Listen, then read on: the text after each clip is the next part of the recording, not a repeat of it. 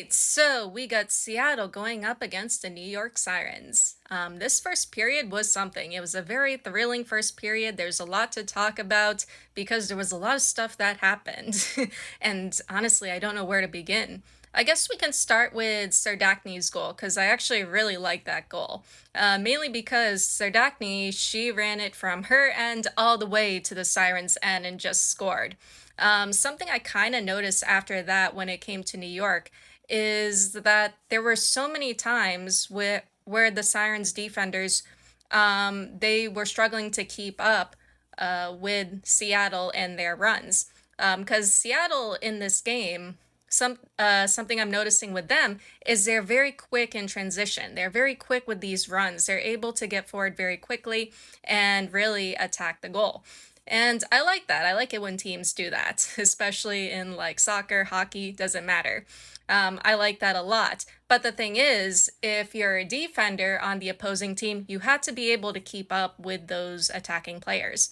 And New York, I noticed in this first period, they were struggling to do that. They were often left in the dust, basically. So, yeah, going into the second period, that's something New York has to watch out for and be careful with. As for Seattle defensively, they're really good. Very strong defense, really good support in the defense. I really like that.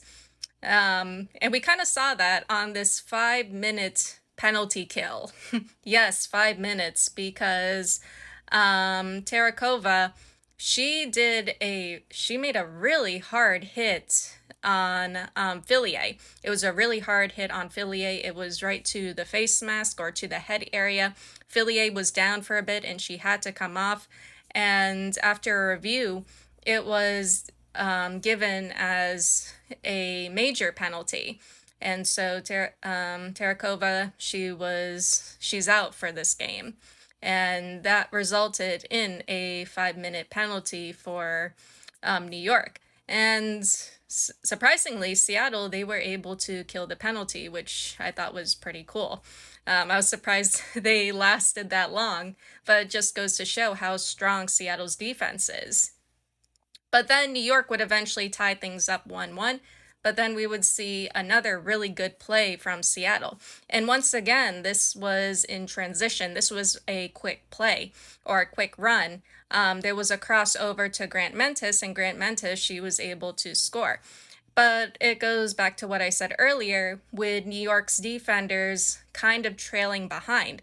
It's something they have to be careful with going into the second period. They have to keep up with Seattle's attack. As for Seattle, attack wise, they're doing really well. They're getting forward, they're creating a lot of chances. I like their runs, but they have to finish those a little bit more.